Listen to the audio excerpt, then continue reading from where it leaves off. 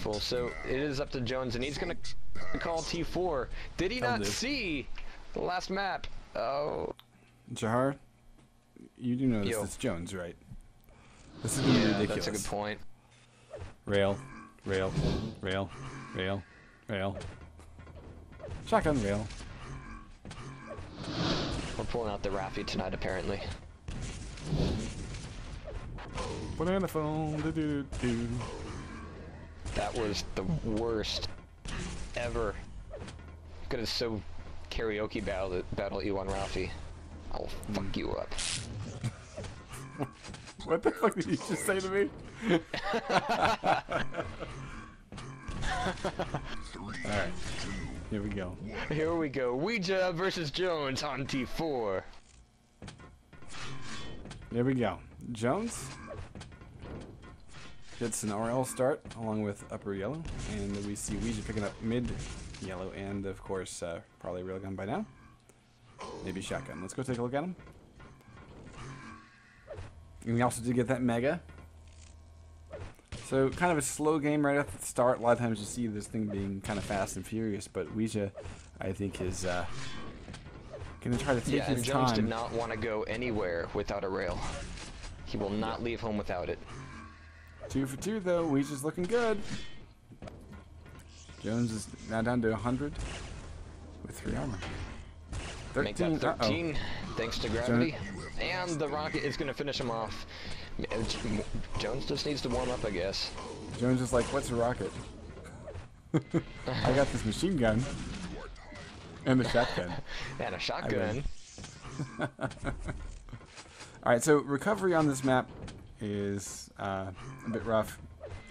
Because you've got the center room, which contains 425 health. And then the 225 showing up underneath the yellow armor that was just picked up.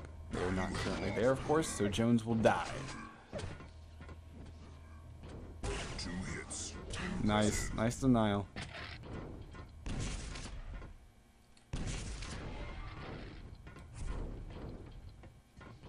Alright, so now Ouija, doesn't exactly have a lot of stack here, but he's taking his time, getting up to that mid-yellow, covering his ass the whole way through, making sure he's all healthed up. But here he is on the bottom tier. Jones drops in with the rail. Ouija backs out of there through the teleport because that actually leaves him in a pretty good position to play this defensively, as Jones is also going to be moving through. And this might actually be pissing Jones off, like the fact that Ouija's playing this so defensively right now. Like, not really pissed off, but it's not... I think Jones would prefer a faster game. Ouija makes the grab for the mega, does eat a rail in the process, but this yellow is going to go to him. And actually, a lot of the armor, how much armor does Jones have right now? Not a lot at all, 0. and not enough to save him from that last blast. I'm going to go with 0. Yeah.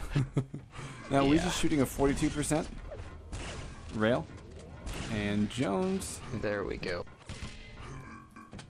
Let's take a look at Jones. Jones is 50% with, obviously shotgun backing him up there. Nice denial. Jones ties it finally, so 3 and 3. This is, yeah, honestly, jumping there was risky as hell. But now he can just go and kill him. Nice platform work. Clutchwell just threw the teleporter. Oh yeah, by the way, this is a frag I'm getting. That does tie it up. Ouija getting that last one there, finishing him off with the MG. And now there's going to be a little bit of a fight here over the rail. Jones is going to get it. Ouija's going to give up the position. Going to go for the high ground instead.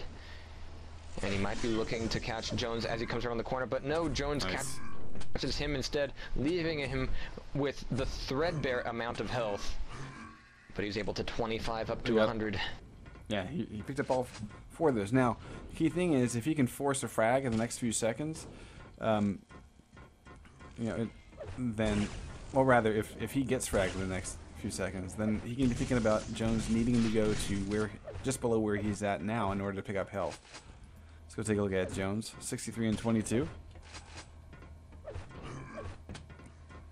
Yeah, Ouija right now is not so much running the map as finding a place, staying there for a little bit, and then migrating elsewhere. And really, that's been throwing off Jones's ability to come in at multiple angles, because really, Ouija's only leaving him with a handful of options, and those are the options that Ouija is covering. with his own rail. So there we have it again. Ouija going down to 19 health. Jones is going to be able to grab that Mega without taking a lot right off the bat there. So that's definitely going to help him. And there it is, tying it back up to 5-5 once again. 4 minutes, 22 seconds in.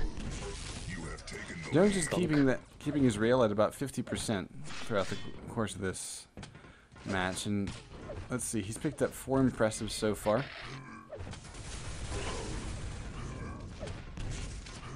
And I think Jones is slowly learning how Ouija shoots.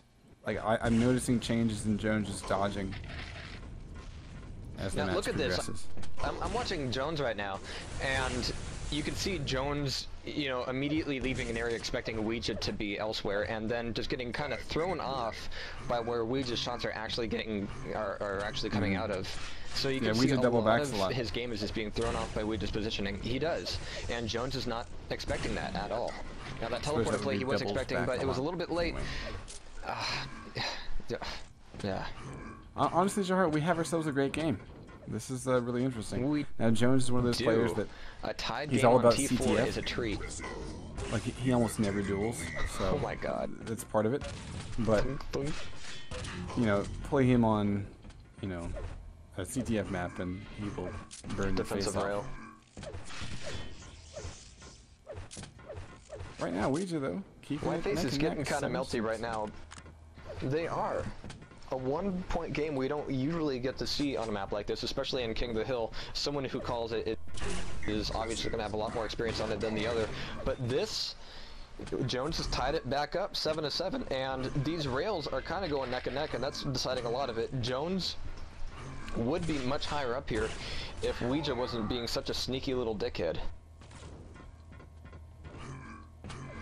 But being a sneaky little dickhead is a good thing for Ouija, as he just pops out of nowhere through the teleporter, gets the frag, gets the Mega.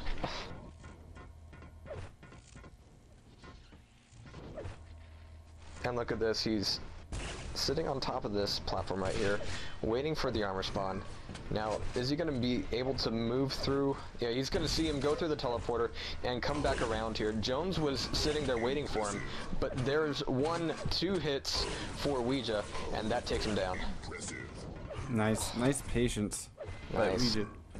And Jones at this point really needs to string together a series of spawn frags closest, because Ouija is his defensive style. You can see how, honestly, the way that he's won this is that he has kept Jones at a distance the entire time. And right now, if I were Ouija, I would go take rail.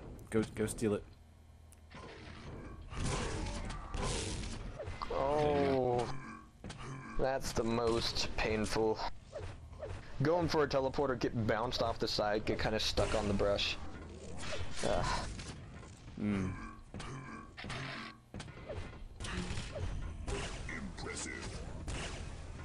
So Ouija right now, and so yeah, the rails here are the rails here are pretty much tit for tat, but Ouija's ability to, as you said, double back and just keep throwing off Jones's perception of where he is, that's really giving him this match. And here we see this expanding to a 6-point game, make that 7 as Ouija just barrels through both of them through the sights of his SSG. 2 minutes left to go here. And Ouija, I think, has pulled this thing out 14-7.